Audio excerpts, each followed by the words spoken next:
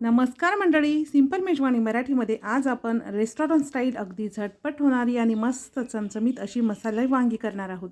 त्यासाठी व्हिडिओ पूर्ण पहा. चला तर मग रेसिपीला सुरुवात करूया. तर 3 व्यक्तीसाठी ही मसाला वांगी आपण करणार आहोत. त्यासाठी 1 पाव कोवळी आणि काटेरी मसाला वांगी घ्यायची आहेत. वांग्याचा जो काट्याचा भाग असतो व अर्धा देठ कापून टाकायचा. त्यानंतर वांगी मधामधून अशा पद्धतीने कट करून पाण्यामध्ये टाकायची म्हणजे वांगी काळी पडत नाहीत. त्यानंतर वांगी स्वच्छ धुवून सर्व वांग्याला अशा पद्धतीने आतून मीठ लावायचं म्हणजे वांगी खाताना अळणी लागत नाहीत. आता कढईमध्ये थोडंसं जास्त तेल टाकून छान कडकडीत गरम करायचं आणि त्यामध्ये वांगी टाकायची आणि मीडियम गॅसवर 60 ते 70% शिजतील एवढी ही वांगी आपल्याला या तेलामध्ये फ्राय करून घ्यायची आहे. त्यानंतर आता ही वांगी काढून घेऊया. तुम्ही इथे बघू शकता एक 60 ते 70% आपली वांगी शिजलेली आहेत. तर आता ही काढून घ्यायची. त्यानंतर कढईमधलं जास्तीचं तेल काढून घ्यायचं आणि 2 पळी तेल कढईमध्ये ठेवून त्यामध्ये अर्धा चमचा जिरे मोहरी आणि एक मोठा कांदा बारीक कापून छान गुलाबीसर रंगाचा परतून घ्यायचा.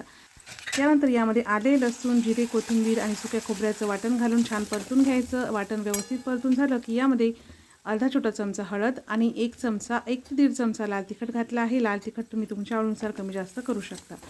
लाल तिखट घातल्यानंतर व्यवस्थित असं परतून घ्यायचं. त्यानंतर यामध्ये 1 टोमॅटोची पेस्ट घालायची. पेस्ट घातल्यानंतर या सर्व वाटणाला छान तेल सुटेपर्यंत परतून घ्यायचं. वाटणाला तेल सुटलं की यामध्ये 1 वाटी पाणी घालायचं आहे. टोमॅटोची पेस्ट काढली ते मिक्सरचं भांडं धुवून यामध्ये मी 1 वाटी पाणी घातलं. त्यानंतर यामध्ये अर्धा चमचा गरम मसाला, 1 चमचा धनेपूड, गरम मसाला धनेपूड घातल्यानंतर मिक्स करायचं. मीडियम गॅसवर 2 मिनिटे हे वाटण शिजवून घ्यायचं. वाटण शिजल्यानंतर बघा मस्त असं तेल वाटणाला सुटलं आहे. आता यामध्ये फ्राय केलेली वांगी टाकायची आहेत.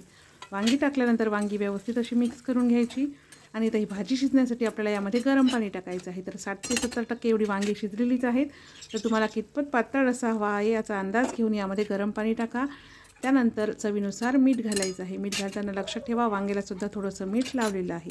आता याच्यावरती झाकण ठेवून मीडियम गॅसवर एक 7 ते 8 मिनिटे भाजी शिजवून घ्यायची. तर एक मीडियम गॅसवर 7 ते 8 मिनिटे भाजी शिजवून घेतली. तुम्ही इथे बघू शकता किती मस्त अशी भाजी झाली आहे आणि मस्त असा घमघमाट भाजीचा सुटलेला आहे. छान मौसूत अशी वांगीसुद्धा शिजलेली आहेत.